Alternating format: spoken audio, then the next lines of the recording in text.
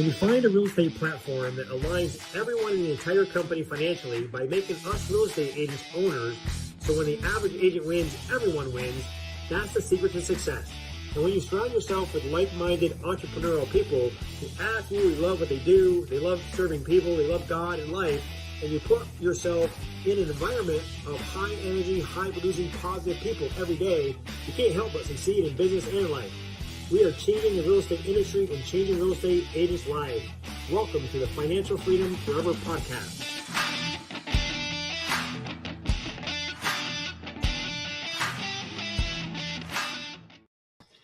Well, welcome everyone. Super excited today to be talking to my good friend and partner, Gina Hanson.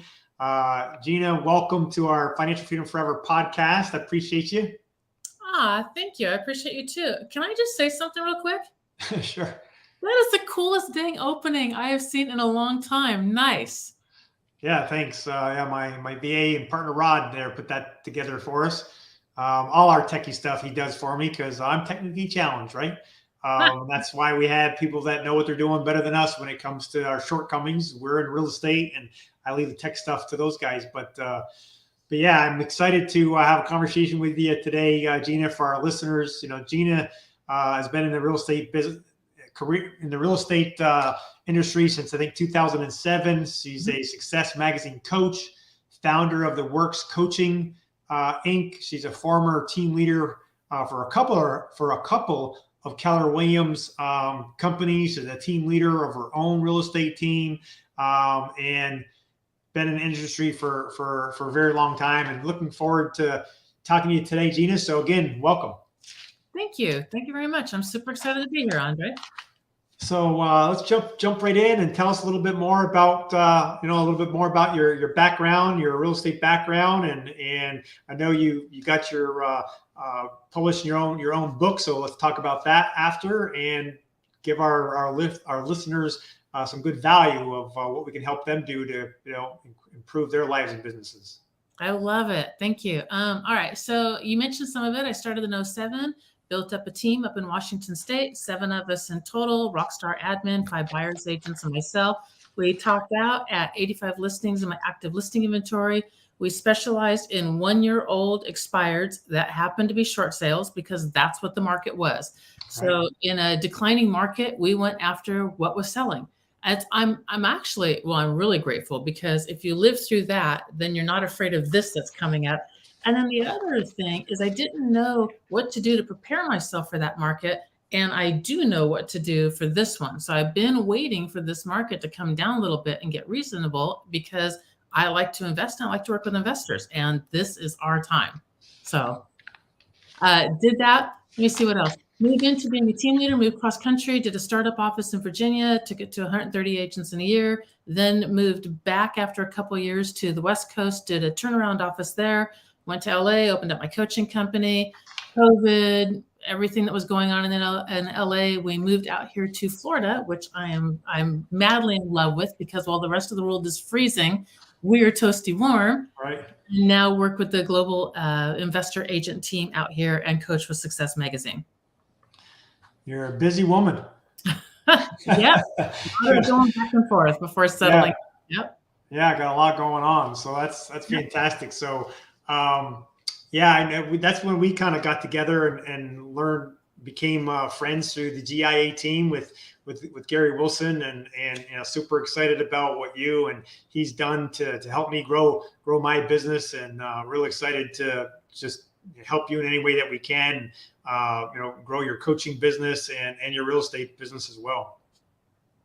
Love it. Thank you so much. I so appreciate it. You want to dig in? Yeah, let's dig in. Let's jump right in. I love it. As I was thinking about this and what I wanted to put together, I kind of went through some skills and then mindset. And the thing that really intrigues me right now is mindset. And so I really wanted to dig into some stuff for that, mostly because what I'm seeing out there is a lot of agents they know that the market's shifting. They know it has shifted. They know the old methods aren't working anymore. And there's a lot of, I don't know what to do. I need to go shake the bushes. I don't know what to do. So there's a lot of that going on. So I thought we'd dig into some mindset stuff and things to get clarity. Okay. All right. So One of the things about real estate is I'm a firm believer in niching. And the reason why I think you should niche is, well, okay, so for me, I did expireds and I did cold called and I cold called expired listings, but I didn't want to be a little tiny fish in a huge pond of everybody calling that, which is for the first 2 weeks, which is what it looks like. So I went back a year and that's who I called because I wanted to be the only person. I wanted to be the biggest fish in a little tiny pond. And so I went back a year and they just happened to be, because of the market that we were in, they happened to be short sales. So once I took my business, which I was hovering around maybe 3 active listings at any given time, and I started to narrow down to, well, I just want to work with expireds. My business exploded. Well, I want to work with 1-year-old expireds. My business exploded. I want to work with 1-year-old expireds that happen to be short sales. And then what happened is it just shot through the roof because all of a sudden, everybody talked to everybody else and said, look, if you tried to sell your house before and you couldn't, and you're a short sale, you talk to her because she can get it done. Right. And I was the only person doing that. So niche down. But if you don't know how to niche or you don't know what direction to go, then I've got some tools that can help you with that. And here's one of them. Okay. So the one that I really like is called, a lot of times we kind of know what we like in real estate or in life, but we really know what we don't like. That's just a really easy list to put together. So I call it your job from hell. So take a piece of paper and just draw a line down the center of it. So you've got 2 columns. And on the first side, just write job from hell. And then describe your job from hell. And go in detail. Like it would be, oh gosh, if I had to do my job from hell would be behind the desk all day long. I can never get up or do anything. I'm only allowed like a break or 2 at a certain time, and that's it. It's cold. I'm with people I don't like. It's dark. Oh gosh, what else? It's very, there's no flexibility at all. And also more importantly, there's no room for improvement. There's no room for leadership. There's no room for growth. There's no potential. And that would be my job from hell. That would be part of my job from hell. So then once you have your job from hell and go into detail, then flip to the other side, and that would be your job from heaven. Okay. So job from heaven obviously is the exact opposite of that. If I was going to take not just in general, but real estate and look at my job from heaven and my job from hell in real estate, my job from hell in real estate would be only working with buyers who aren't ready, people who aren't ready. Oh gosh, what else would be real estate with the things that I would not like to do? I would not like to be a showing assistant where I don't have any actual, there's nothing wrong with the position. It's just not a good fit for me. So flipping it over in real estate, my job from heaven is listing agent, systemized, processed way to make sure that I'm getting people what it is that they need. So I'm very much about systems and tools. And then whatever that job from heaven is, go niche into that. So whether it's new construction or commercial or working with land and developing or getting in front of the city planning commission to find out where they're looking at opportunity zones, or working with infill builders who can do like the tall and skinny, where they can tear down one older house and put up 2. Whatever it is, that is, go niche into that. You love that, go be the king or the queen or the master of that, the mayor of that. So job from hell. Another way to look at it, if you really can't figure out where to niche, is to look at what you really loved as a child. So go back and go, okay, Andre, can I dig in a little bit with you? Yeah, sure. All right. So when you were a kid, let's say below the age of 12, somewhere in the 6 to 12, somewhere in that range, what is something that you loved doing? Loved? Riding my mini bike and my motorcycles. I love it. We had motorcycles too as a kid. We had little Yamaha 80s. What did you have? My first one was a purple mini bike when I was 5th grade. The very first time I ever got straight A's, my father bought me a purple mini bike. That's awesome. And I've had a motorcycle since that day and never been without one. But then my next one was a MXZ Yamaha 100. Wow. Love it. Love it. Yep. So Yamaha 80, and then I think I had a Kawasaki 125 after that as a kid. But anyway, we could talk bikes for a while, but let's go back to this. What was it specifically that you liked about having that purple bike the purple mini bike when you got in 5th grade? Oh, it's just the freedom of being able to, my grandparents owned property all around us on a farm, so I could go riding around, all over their property and be, kind of on my own. I'm only really 500 yards from the house, but you still, as a little kid, felt like, wow, you're on your own, right? And you're, so I really enjoyed that, and I just love, just riding and the movement and the wind in your hair and jumping and all that kind of stuff. Okay, so now take what you just said, that freedom and being on your own and all of that. Has any of that translated into your real estate and what you do now? I never thought about that before, but sure. I mean, started off as a solo agent, right? Kind of underneath somebody, kind of learning the ropes, but then kind of went on my own, started my own team, ended up partnering up with my partner and started my own independent company. But really running my team is doing something on your own, not really underneath, the supervision. I guess you have supervision, but you're still running your own business. Mm-hmm. So that's what I love about this. Thank you for that, by the way. I love looking back. So if you really don't know what you want to do, go back and look at what you loved as a child, maybe under the age of 12, and then again as a teenager, and again as a young adult. And the questions that you're asking is, what was it that I loved? And look for a few examples. And what was it specifically about that I loved? Or what were the feelings that gave me? Because in there, you will see the themes that are about who you are and what you're about. And that can help you to figure out what directions you want to take this, because real estate's huge. It's huge. And we're so lucky because we get to carve out the bits that we really love, and we get to build an entire career around that portion of it. I loved the coaching, teaching, training. When I've tutored kids since I was in 6th grade. They set up a program where they allowed us to tutor the 2nd graders.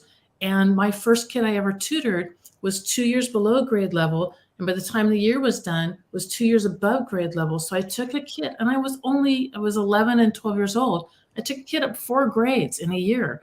And it just drove this passion into me of what teaching and training and tutoring and really focusing and helping another person, the difference you can make in their lives. And I mean, I don't know if that kid's ever out there and hears me, I'd love to hear from you.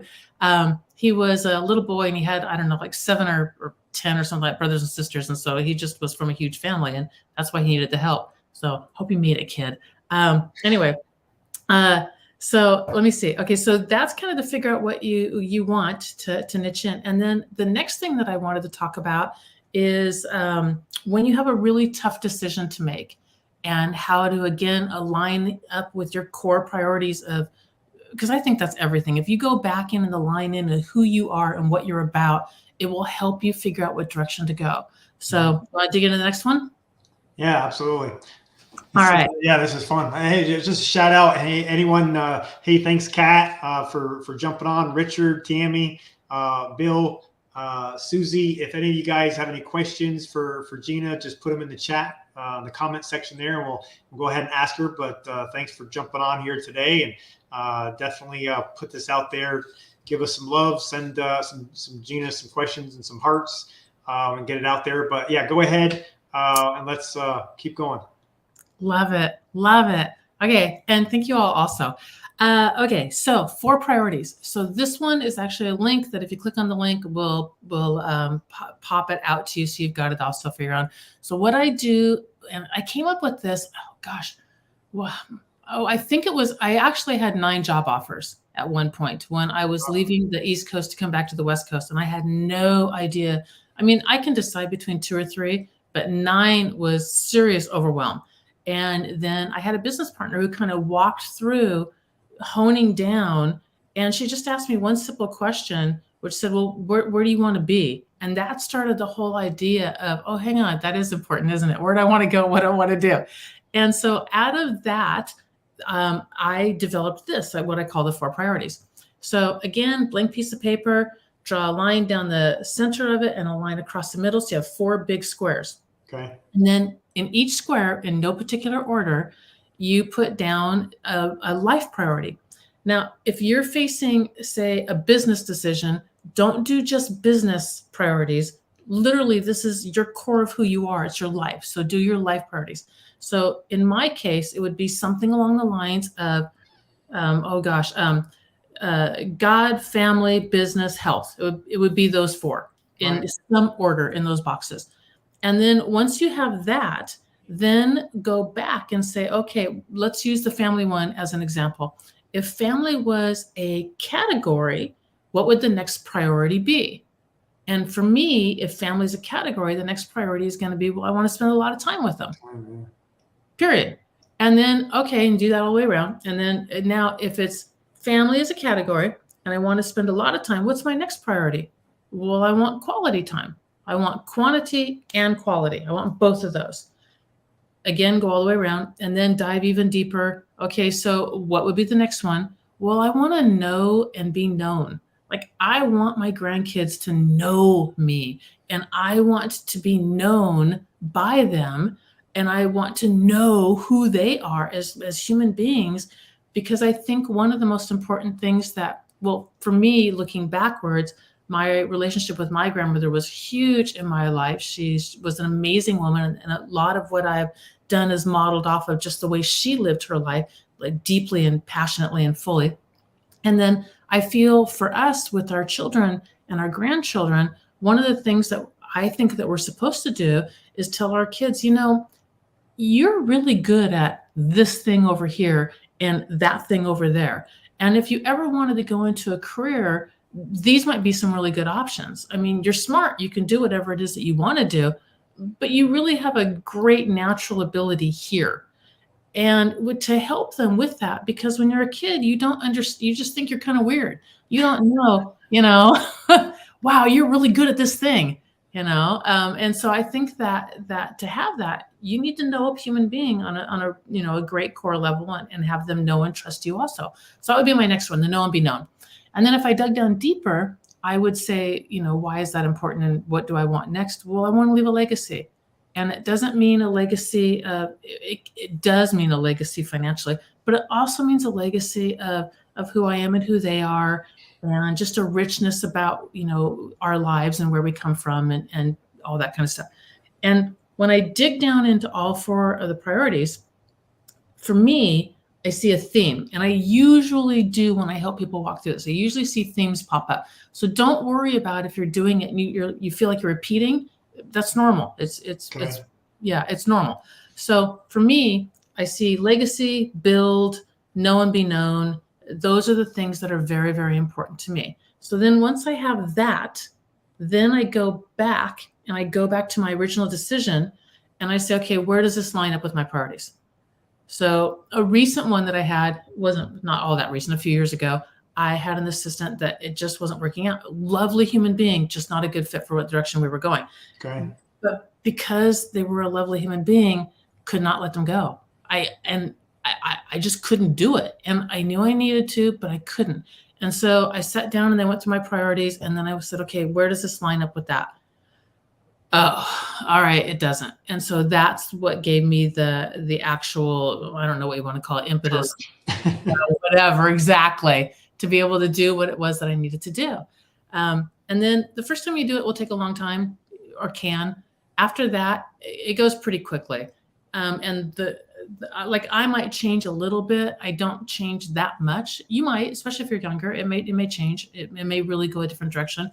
But now if I have, I'm in a job and I don't think I should stay in that job. Literally cross, boom, boom, boom, boom. Yeah, this is not working for me. It doesn't line up. And what I find is actually I might be hurting one of my priorities because I'm doing this thing over here. And this is what's more important to me.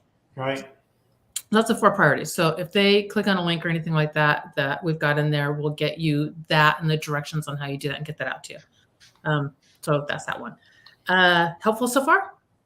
Yeah, it's very interesting. I really like how you start really digging down and get to their core so you can easier make decisions.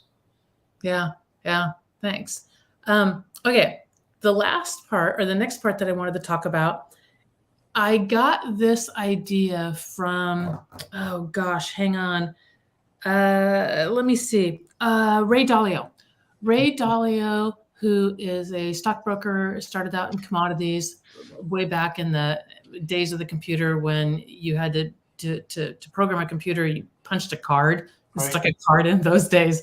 And he wanted to, they used to say that there was no way you could really predict the commodities and the buying and selling of corn and wheat and all that. And he wanted to figure out how to do it at an extraordinarily high level. So he built a computer system where he started looking at everything.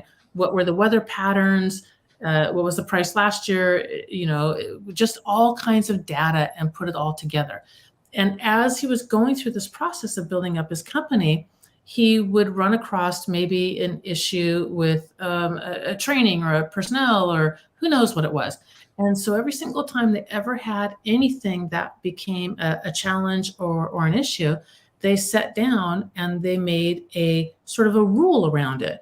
And it wasn't to him and him. It was more like instructions. If this happens, do this. And so he built this out and it became Principles. And it's a really good book. If you ever want to read it, it's Ray Dalio's Principles. Yeah. So I read that one a long time ago. And then I also found out recently that I think it's Jordan B. Peterson wrote 12 Rules or something like that, which I haven't read, but I read the title and it's a really good title. So I thought, based upon that I would come up with what are my rules for living my life, which I highly encourage you, if you want to sit down sometime, to just kind of go through to get some clarity around you and your life of what are your rules that you live by. So here we go. I've got my rules. So the first one, I'm going to dig into them. I've got 10, and then I have a bonus at the end. So we'll do the bonus at the end. But the first one is everything you do matters. So everything that you do matters. And I came up with this one. I read a stat one time. I've heard a lot that as real estate agents, 200 people. 200 people. They tell you all the time, when you're brand new and you're getting your database and you think you don't know anybody, you really know 200 people. Yeah. Well, really, we know about 1,000. We can picture or pick somebody out of the grocery store of that smaller group of 200, but really we have a circle of about 1,000.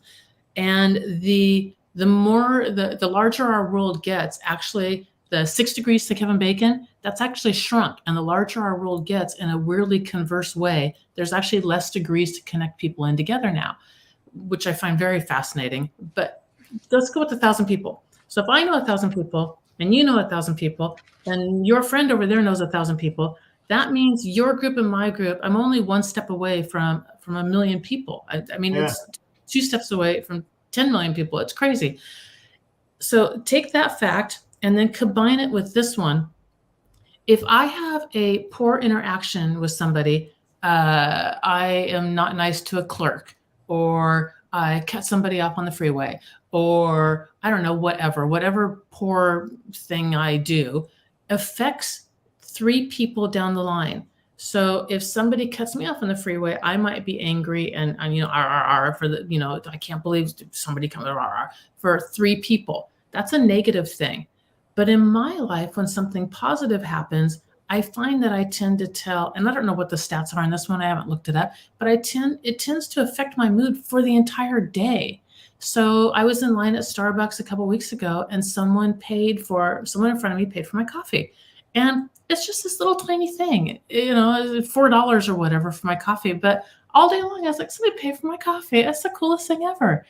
And if I'm telling and affecting everybody like that, then, and we're only 1 or 2 people away from 1 million people, then I believe strongly that the correlation I draw from that is that everything I do matters. Right. I can't get by with saying, it doesn't really matter if I do this or don't do this. No, it affects a lot of people.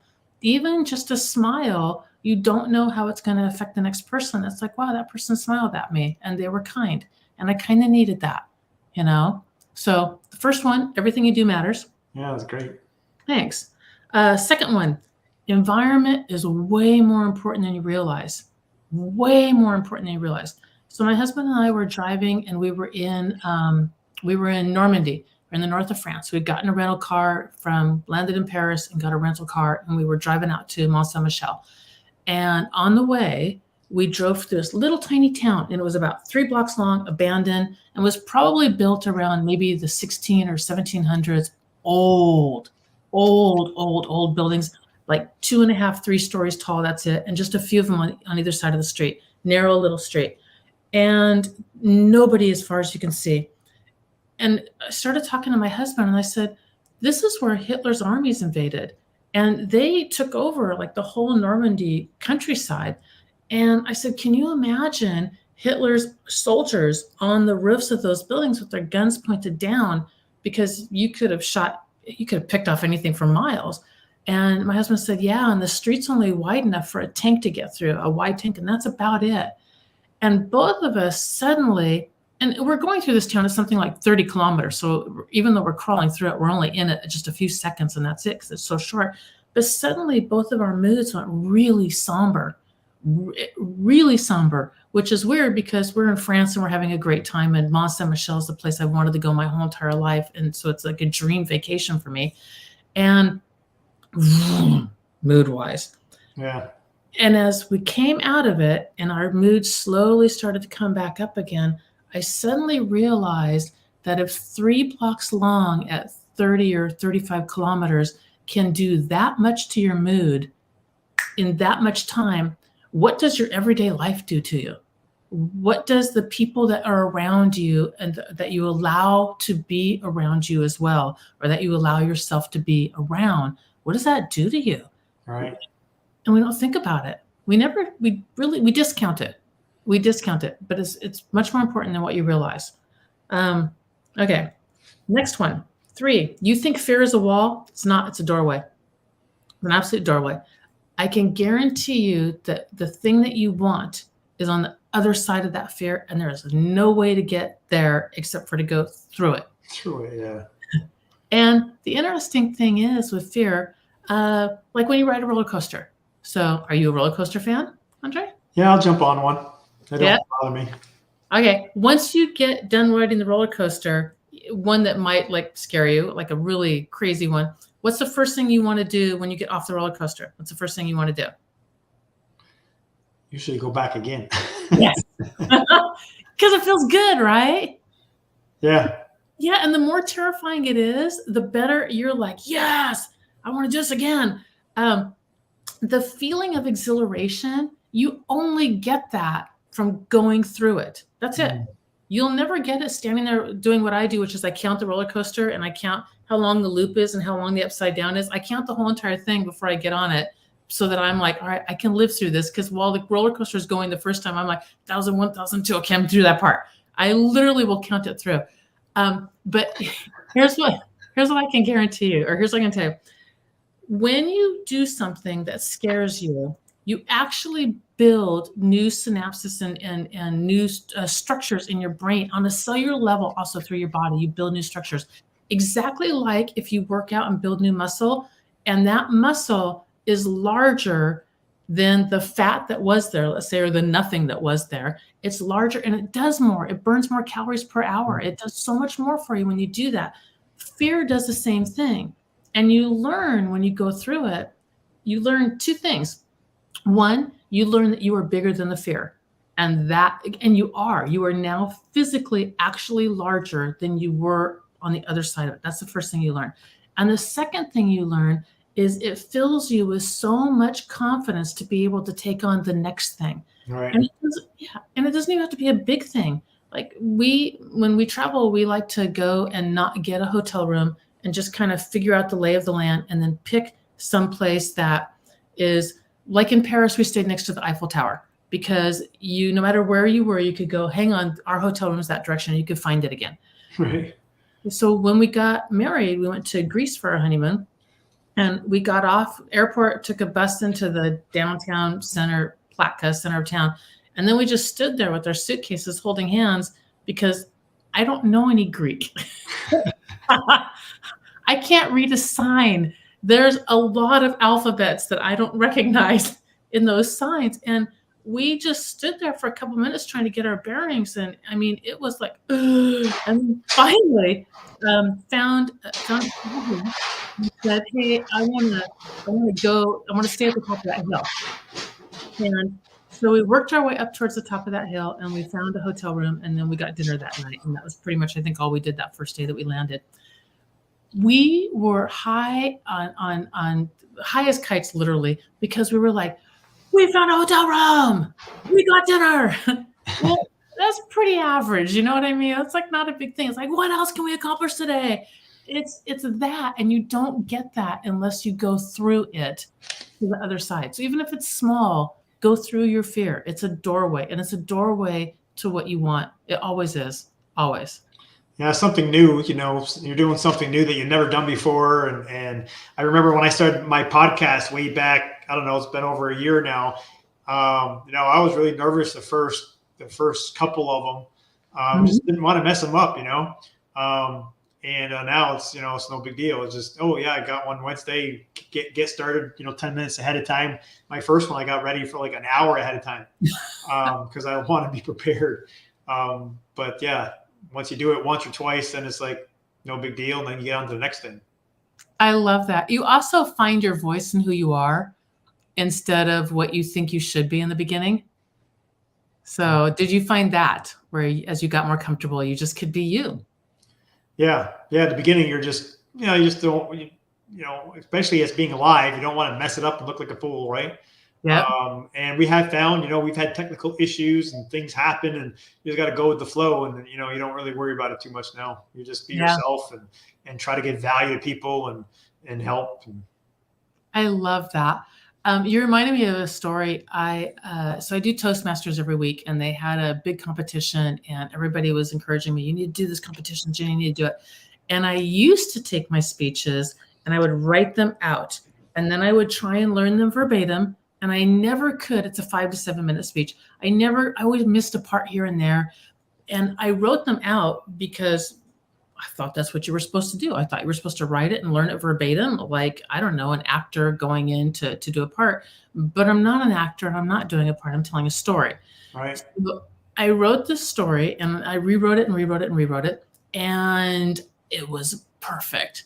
And I got to there. It's the contest. We have all these special judges that are in, full tire packed room. And I stood up there and I completely blanked out on every level. If you would have asked me, what is the name of your eldest? I would have gone, I have no idea. I don't know. Just that nervous. Yeah. I was just, and I finally, I don't even know. I don't know what came out of my mouth. I don't know if anything came out of my mouth. I finally went and sat down, and it was so humiliating. And I thought I literally wanted to crawl underneath the rock if I could have found one. And so needless to say, I did not win that contest. But the following week I came back and I told the guy I was not on the schedule to speak. And I said, can you let me speak anyway? And he said, he goes, what's going on? I said, I need to get back on the horse. Like, I really need to get back on the horse. And he said, yeah, I'll let you do that. You can get back on the horse. And so I stood up there and I delivered a 7-minute speech about falling on my face completely and what I learned from it. And what I personally learned from it is there's writing, which I love, by the way. There's writing and crafting a story where you make sure that you're weaving a sub-story throughout, and that it circles back around with where you started is also where you end up with the new beginning. That's writing. And there's speaking. And speaking is a different beast. And speaking is an audience, and it's a living creature and alive, and it changes with you and it changes with your audience.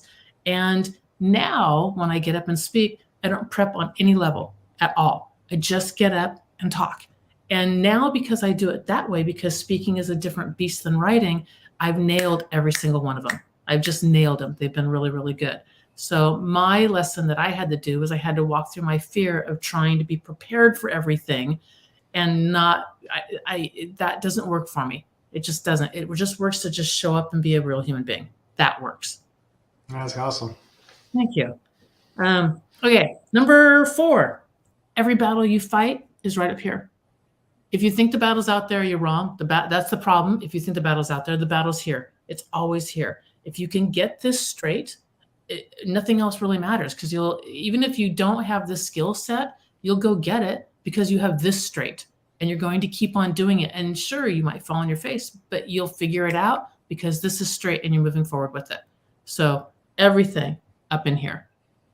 Let me see. Number 5, it's not about you. So on this one, I had to reach back out to some people, and I was, I don't know what to say. How am I going to bring value? What am I going to say? And I don't know. And finally, I was like, it was right after the holidays this year, actually. It was right after the holidays. So I had taken a few weeks off. So I was kind of rusty on stuff. And I'm like, this is not helping you at all. Push the dang button and talk. So I literally looked at my phone, bam, and I picked it up. And the first person I talked to was going through a hellish thing in their life. And the second person I talked to had something crazy going on in their life. And the third person. And I realized it's not about me. All I have to do is just show up and be here. That's it. That's my job. Show up. Be a real human being. It is not about me. It's about the other person. And getting out of my own head as far as lead generating and lead follow-up, that was the best thing I could have done. And I was actually shocked that I had to fight that battle, or had to deal with that fear, or however it is that you want to look at it, after all these years of doing real estate. After all these years, I still had this clunky picking up the phone. It's not about me. Just show up, do your job. That's it. It's about them. So that was I like that. Anyone that needs, does sales for a living, and they need to get on that phone, and some days it's hard. But I like that. If you're saying, hey, it's not about my agenda. It's how can I help them? What's going on in their life? Yeah. Just start the conversation, then it'll work out. Yeah, it'll flow. And everyone's got something going on. And that's what we really, I don't know. If someone called me and said, hey, I'm here what do you need help with today? Like, I am here to help you with whatever it is you need. I'd be like, hang on a second. Let me think. What is it that I need? Because we don't get that very often in life. Yeah. You just don't. So yeah, it's not about you. Number 6, all opportunity is in front of you all the dang time. You just have to open up your eyes and see it. It's all there all the time. And I think I've done this with you, Andre, where I had you close your eyes and look at everything or had you leave your eyes open, actually, for the first part. So if you don't believe me out there, take a second and look around your space and find everything that's red. Just look around and kind of in your head, figure it all out. And once you know what everything is that's red, close your eyes. Okay. All right. Okay. Now, with your eyes closed, Andre, tell me everything that is green. I know the green screen behind me is green, but I don't remember. I don't really look at anything for green. There you go. Now look around at everything that's green. Oh, yeah. That's green. My hat's a green. There you go. And I purposely did green because the first time I did this with Andre, I did blue. So I knew he might be expecting blue. So green. But just like that, all opportunity is always in front of you also. And it's in front of you for a few reasons. Either you've told your brain, the battle you fight is up here, you've told your brain that it's important to you, or somebody else recognizes it in you, and so they're offering it to you. So either you're prepared and ready for it, or somebody else sees that you're prepared and ready for it. But it's there in front of you all the time. I had put down when I lived in Washington State, I wrote down not another winter. And my husband came around the corner one time. And Andre, are we okay on time-wise, by the way? Yeah, we're still good. We got about 20 minutes. Perfect. Okay. So I said not another winter. And my husband came around the corner and he saw that on my goal board right in front of where I did my lead generation. And he said, what is that? Not another winter. I said, not another winter. And he goes, well, what do you mean by that? I said, I'm not living another winter in this state. And he said, no, we have to live another winter in this state. I'm like, no, I'm not doing it. I don't care. We had a really bad, like 2 bad winters in Washington alone, and not a very good summer in between. And I was just done with it. But because that was in front of my face and that was something I focused on without really focusing on it, it was just something I saw in my own handwriting constantly. It got into my brain and into my soul. And I think it was July maybe or August. I was online just looking to see what other opportunities. So I got a curiosity what's out there. Oh, there's a team leader position out in Virginia. Called them up. They flew me out there. Literally got offered the job when I was on the airport on my way back home again. Came home and said, well, I'm not spending another winter here. Let's pack up and go. It's that kind of thing that's what having that little sign and having that in front of me, getting it into my subconscious made your brain doesn't know the difference between what's real and what's not real and what you tell it. So your brain, if you constantly say like, I'm not going to spend another winter here, your brain says, well, this must be true. So since it's true, we better do something to make it happen, because right now, my butt was planted in Washington State. So you better do something. And it just did. It became effortless. It was always there. The job boards have always been there. There's always been opportunity in other places. Always. I just didn't see it yet. So that makes sense. Number 7, you are enough. This is for anyone else who's like me and who is over the age of, let's say, 25 and has a full frontal lobe that, in theory is operating, and is always looking for the answer in a book or somewhere else. So it's the thing of, well, if I just knew this and had this knowledge, then I could go this direction. If I just know enough more over here about that, then I could go this direction. If I just knew this over here. I guarantee you, if you're over the age of 25, you, if nothing else, you better than anyone else knows you. So when you're faced with a life decision or something an opportunity, a direction to go, you have the answers in you.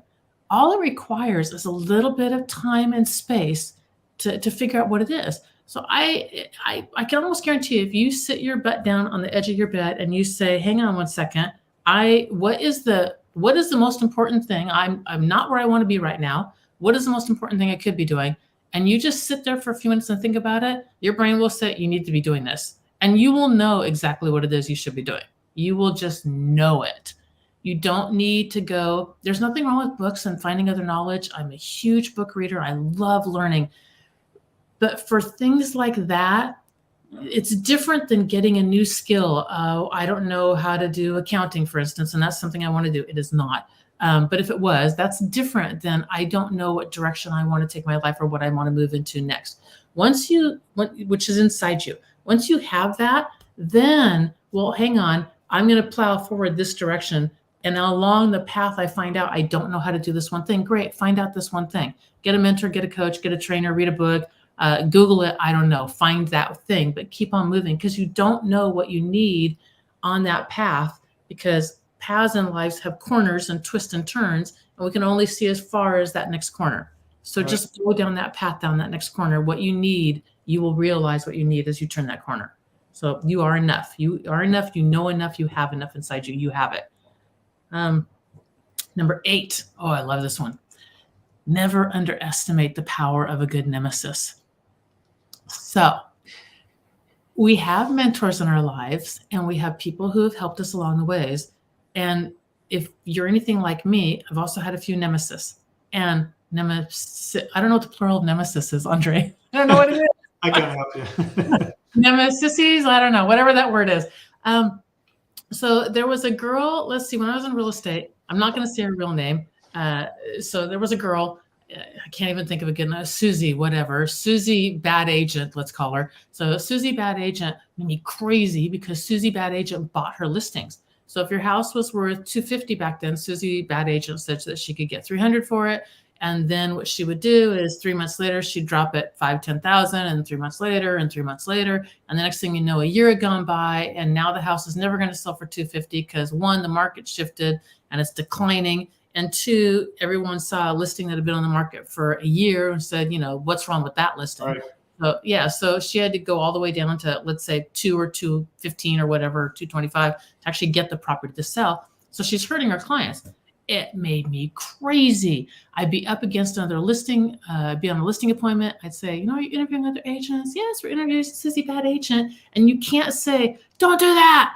You have to, you can't do that. It's against the code of ethics, even though it's going to hurt that person. And I was determined that this was not going to happen anymore. So I started looking up everything that I could to learn what it was. I dug into the numbers, I dug into everything. And I found out that Susie Bad Agent had a listing price to sales price ratio of something like, it was like 90, it was 80, like 89.5 or something. It was in the 80s, high 80s, like 89.5. Mine was 97.8 or something. Yeah, I think that was it, 97.8. And so I took this 2 pieces of paper, took it to my broker, and I'm like, can I say this? And can I say that this is Susie Bad Agent's list price to sales price ratio? And she said, do you have proof? I'm like, it's right here. She goes, if you have proof, you can say whatever you want. So from that point forward, on listing appointments, by the way, are you interviewing any other agents? Yes, we're interviewing Susie Bad Agent. I said, she's a great agent. Susie Bad Agent has a list price to sales price ratio of 98.2 or whatever it was. And they would go, wow, because they don't know, I'm sorry, 89.2, because they don't know if it's a bad number or not. And I go, yeah, I'm 98.7 or 90, whatever mine was. And then they would, ready to do the paperwork? So I never would have learned to dig into numbers and be able to take on, at that point, the top agents in my area if I didn't have that nemesis that made me crazy. And in my life now, when they show up, because that was, 15, 18 years ago, now in my life, when a good nemesis shows up, instead of being like, I'm like, thank you, because you are going to make me go learn some new skill or something to get stronger and better. So never underestimate the power of a good nemesis. Yeah, that's interesting. Yeah, that makes sense. Yeah. Had any in your life? Yeah, I'm just thinking about the same scenario, basically. And I did the numbers and figured out that, when I was selling in New York, and what my percentage was compared to everyone else's. And I actually printed it all out and I put it as part of my listing presentation. And I was on the top of the list, and you can, have different categories and such, but of course showed them, exactly, that I was on, number 1 or 2 in these different categories. And I didn't point out anybody else. I said, I don't know who you're interviewing, but hopefully, these are the top, 30 in the county. They should be on there. And if they're not, well, they would see that I was on the top of the list. So that helped. And you did figure that out, because if you're getting beat, you got to figure out why. And then you dig deep. I love that. Because you also alluded to something else. You can make numbers say whatever you want numbers to say, to a degree. So you pulled the category you were strong in. I did the same thing with Susie Bad Agent. I pulled the category, and I have to keep on saying that because I'm so tempted to say the name, and I do not want to say the name. But I had to pull the numbers that I was good at. So you have good numbers. Yeah. If you're on a team and you have 0 numbers, go use team numbers. If you're on a team or you're a solo agent and you have nothing, well, you also don't have a bad record. And anybody can go to any of the state sites and look up the agents. And that was one of the things that I used to say. I used to say, you can go online and you can go look up the agents who have marks on their records. I don't have any marks on my record, because that's true. And if nothing else, if you don't have a team, you have your company. So go to your company numbers, but you have numbers. So grab your numbers and find out where you rock, because you rock someplace. So I love that. Let me see. Number 9, issues are in the extremes. So what I mean by that is, if you go either direction, political or any other direction, you go to the far periphery, and that's where there's issues, and it's hard to even have a conversation. There's common ground somewhere. So dig down in and find your common ground. And once you find your common ground, then we can open up our ears and we can learn something. And no matter what situation I've ever been in, somebody taught me this, and I'm really grateful. They said, I don't care where you are, who you're talking to, what knowledge level they have. There's a grain of sand in there somewhere. Figure it out and learn it. But keep your eyes and ears open to get it. And if you push out to the extremes, we shut down, and all we can see is that the other is over there. So I need to get back into common ground so I can figure out where we are, that we have in common, and I need to look for that grain of sand. And sometimes it is just a grain of sand. That's all the bigger it is, but it's in there. I probably needed to get off of my high prideful horse and get back down into common ground so I could find those grains of sand, but they're there. They're there. So the issues are in the extremes, come back into common ground. Let me see. That's awesome. Thank you. Number 10. Andre, you're weird. Guess what? I'm weird. Everybody else is weird. They're weird. That person over there is weird. I live with weird people. Everybody I know is weird people. They're weird. I love the fact that we're weird.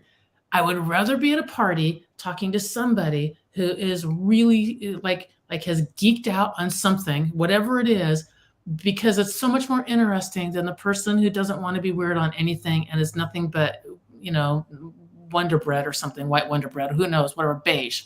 I'd rather have the weird geek person that's got something interesting they dove into. And we all have something. We all have some weird thing that we love that makes us unusual or unique. Go celebrate it. It's the thing that makes you cool. And in real estate, whatever those things are, there's other people like you and they will want to do business with you because they also have whatever that strange thing is that you love. So go be weird. It's a good thing.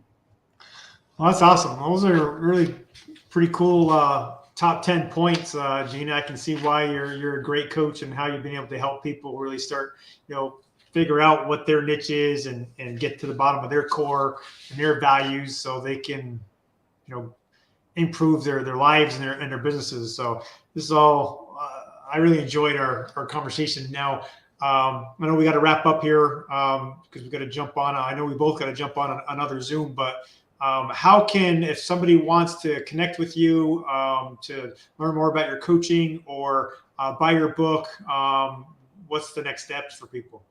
Love it. So I'm going to give one more bonus and I'll dig into that. Is that okay? Okay. So my bonus number 11, you're going to die. This gives me so much peace and encourages me so much because if I'm going to die anyway, then I might as well go live my dang life.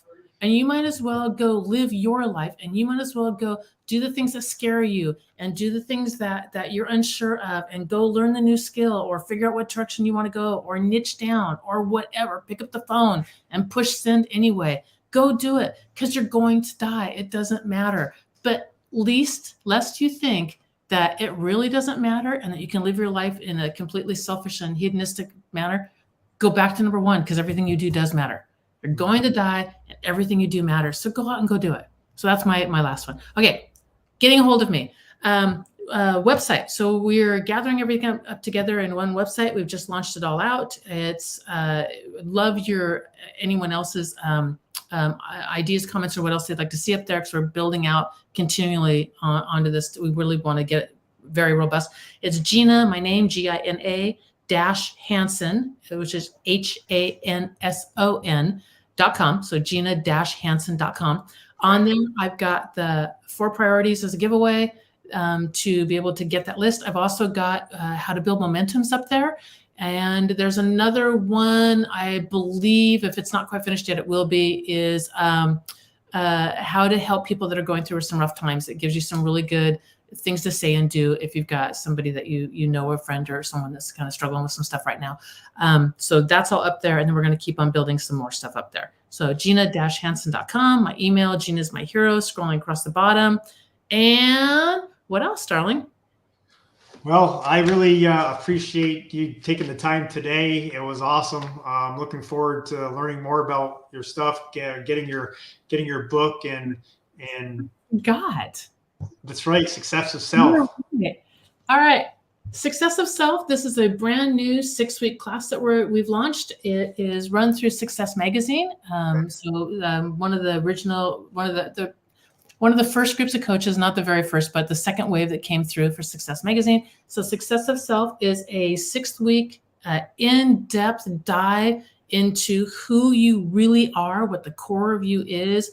And once we have that core who you are as a human being, then which we spend 3 weeks sort of like peeling back the layers to get down to that core unique you-ness.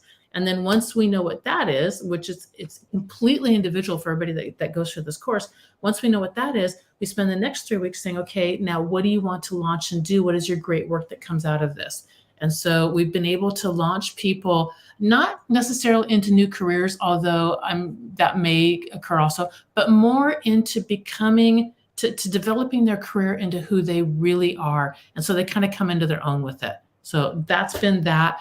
That link is also up on the website also. So Success of Self.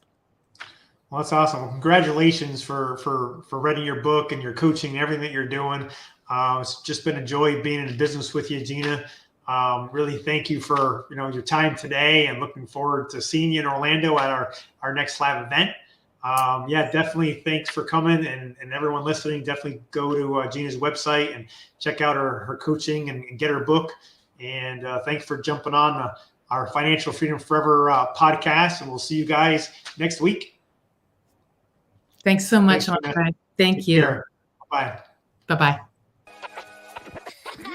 Listen to what our business partners are saying about our FFF group. Plenty of leaders out there, and this is the kind of group, the Financial Freedom Group, is you're not serving Andre, Andre's serving you, okay? Here's what I mean with this, perfect example. So I sent out these 50 emails referencing Andre, and I thought, as a courtesy, I'm going to copy Andre on this, so he sees what I'm sending out, right? Just professional courtesy. This was on a Saturday. Sunday morning, before I get up, everybody's getting ready for church and everything, I look, and Andre, on his own, of his own volition, personally reached out to all 50 of those people, individual email, on his own.